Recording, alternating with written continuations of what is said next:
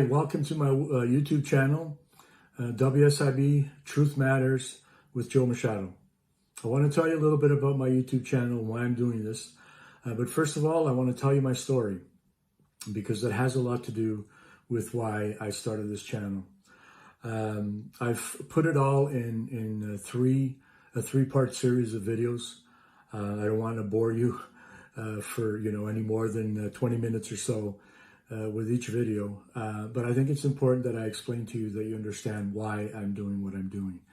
The first part of this series is my work accident and how it changed my life. I'm an injured worker as well, and can relate to what a lot of you have gone through and what a lot of you are going through at this moment.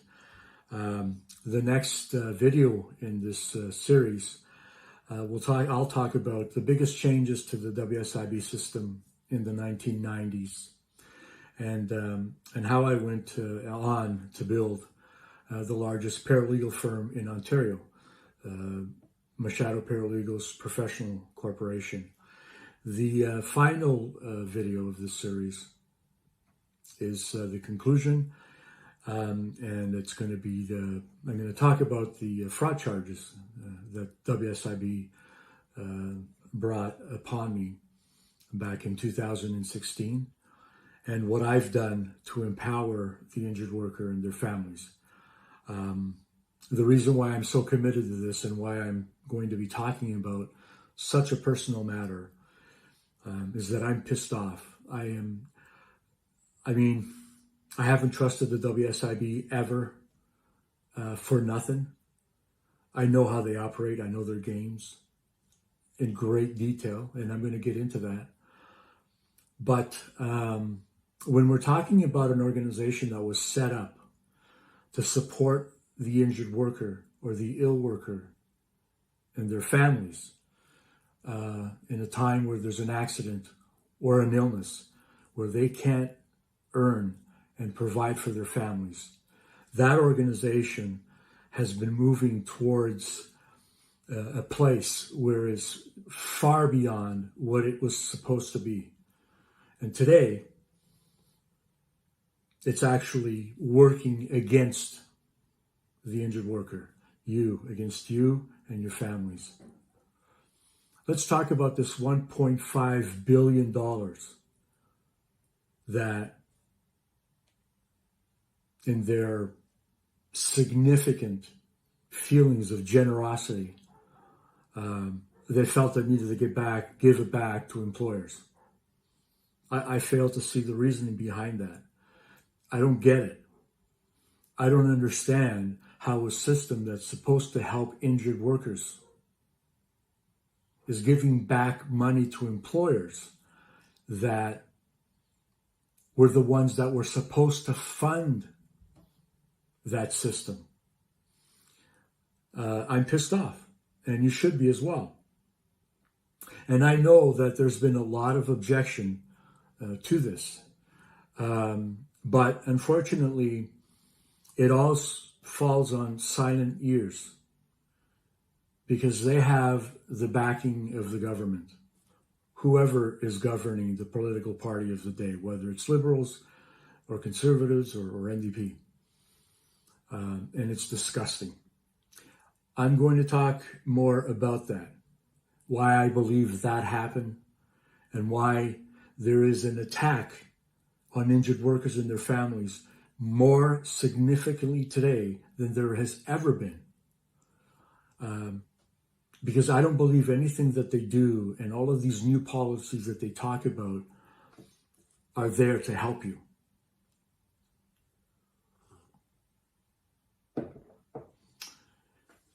Let me tell you a little bit about myself. At one point, I was considered the most hated man within the WSIB. And they absolutely despise me. There's a reason for that.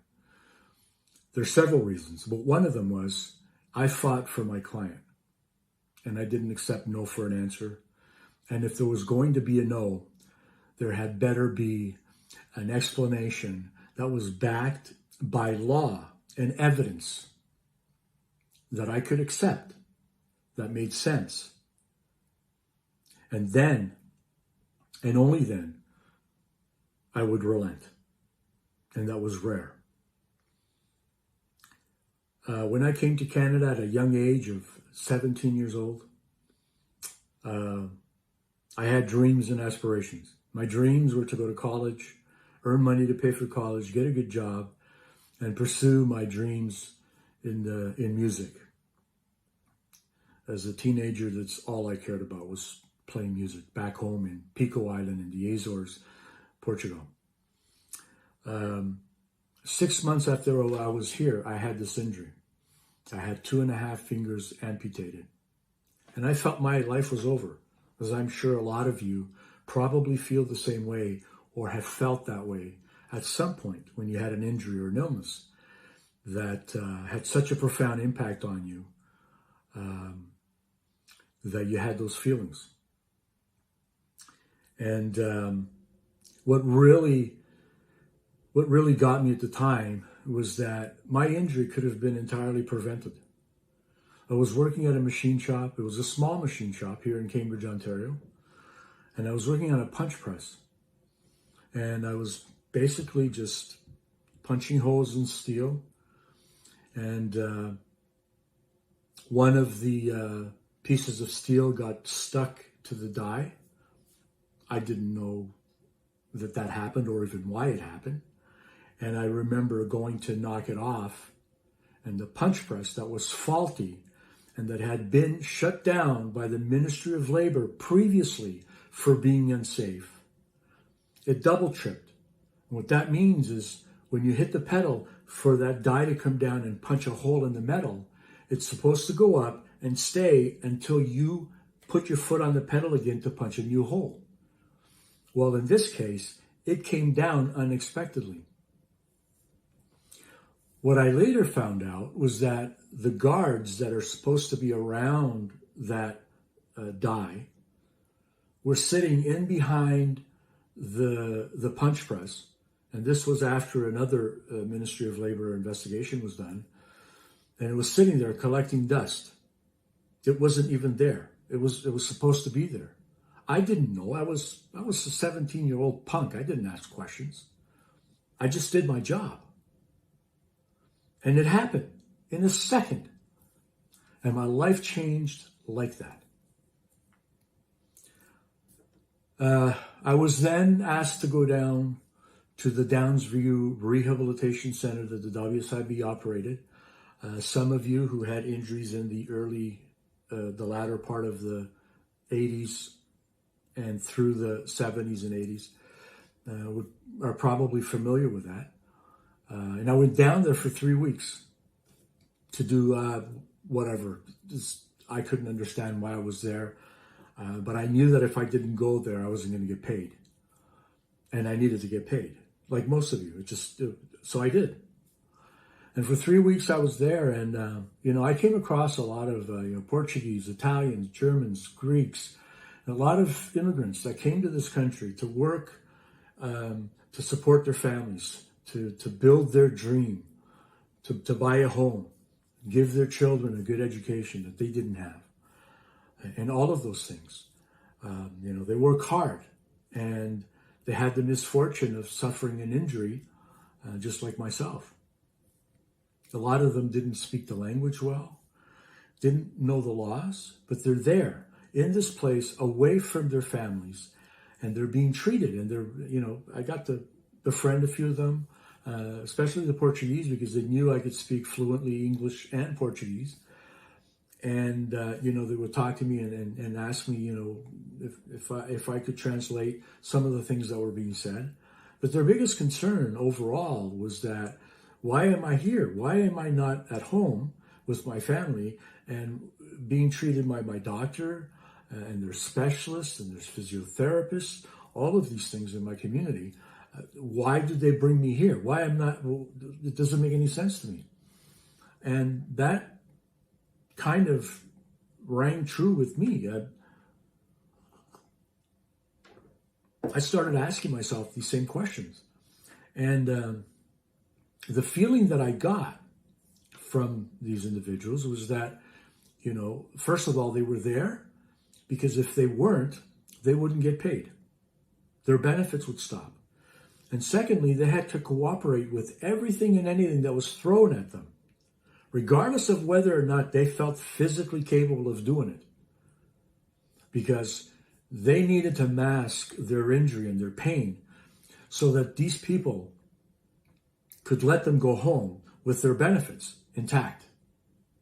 So there was a culture of distrust that I felt, and it was very, very clear. And I thought, this is wrong. Like, this doesn't make sense to me. But anyway, going back, I was 18 at the time. I had just turned 18. And I thought, I'm just going to do what I need to do and get back home and see if I can get on with my life. Because as of now, I'm lost.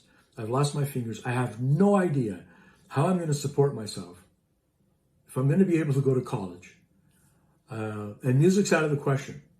I went probably 20 years without ever touching my guitar again, which was something that was foreign to me. I did that every day for hours growing up back home in Pico. So that was an eye-opener for me while I was there at this center.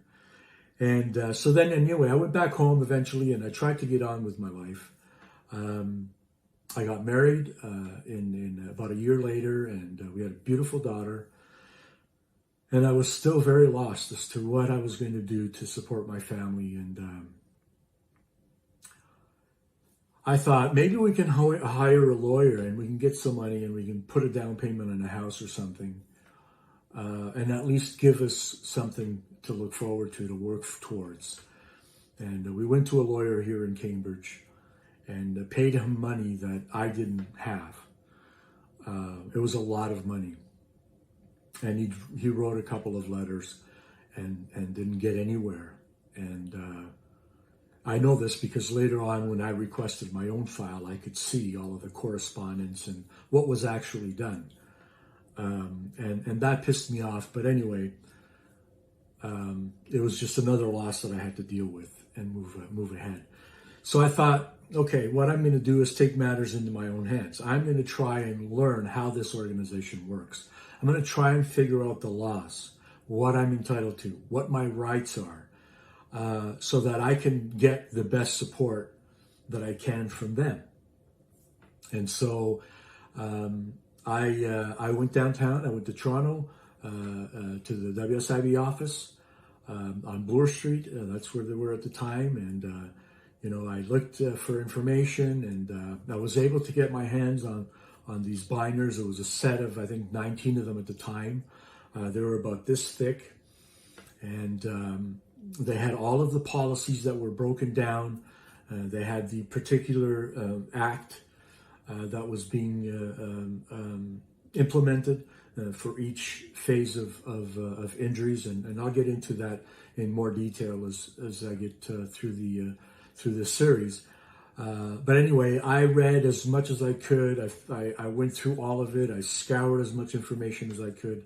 Then I knew that they had some videotapes about the appeal system, how to handle an appeal, the Workplace Safety and Insurance Appeals Tribunal, which is an external appeal brand or agency. They also had videotapes, so I got my hand on those. And anyway, I learned as much as I could. And throughout the process of learning, I had a family member who was having issues with the WSIB and asked if I could help out. And fortunately, I had learned enough that I could help him out in that instance.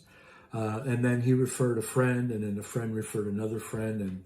And at the end of about a year, this would have been 88 to 89, I had already dealt with probably about 50 cases, and I'd done a good job, and I was proud.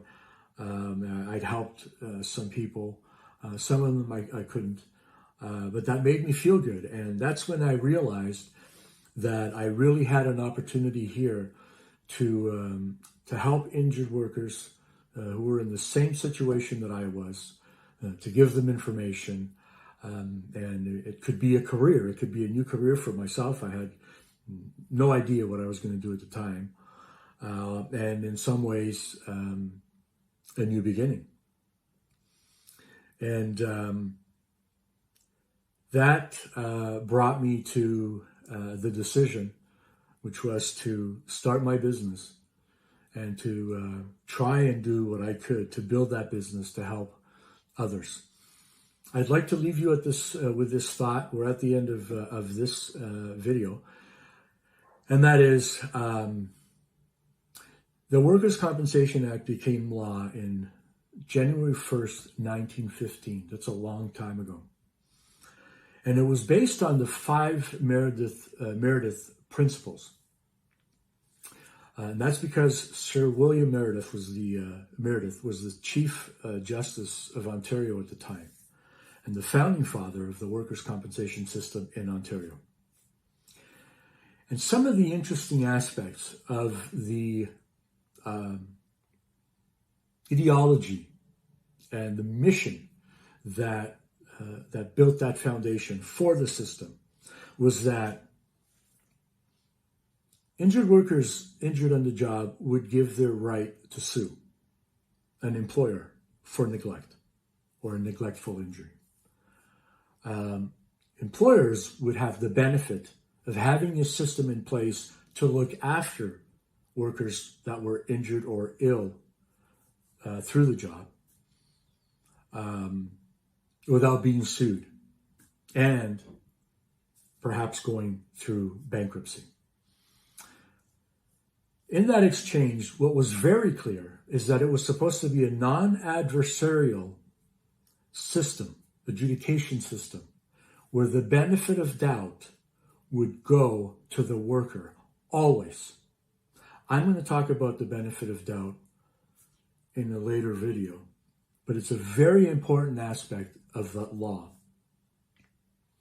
The other important aspect was that it was supposed to be a percentage of the worker's injury for the lifetime of the injury. Not the 65, retirement, but for the lifetime. Because an injury doesn't go away when you turn 65 and retire. My fingers aren't going to grow back. This injury and the disability that was left as a result of that, the life changes that I had to make, are real, and they're going to go on for the rest of my life. The WSIB has enacted legislations, and that's the 2 acts that came from that I'm going to talk about in another video, to try and minimize that and take it away. The other one was that the system was supposed to be 100% funded by the employer for the exclusive benefit of the injured workers, so that injured workers didn't become a burden on their families or friends or the community.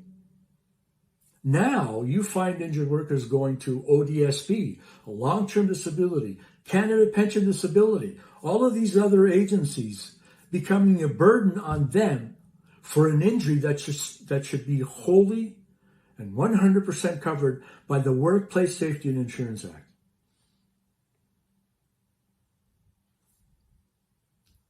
Where in the law does it allow the WSIB to take $1.5 billion of those employer contributions that are supposed to go 100% exclusively for the benefit of the worker?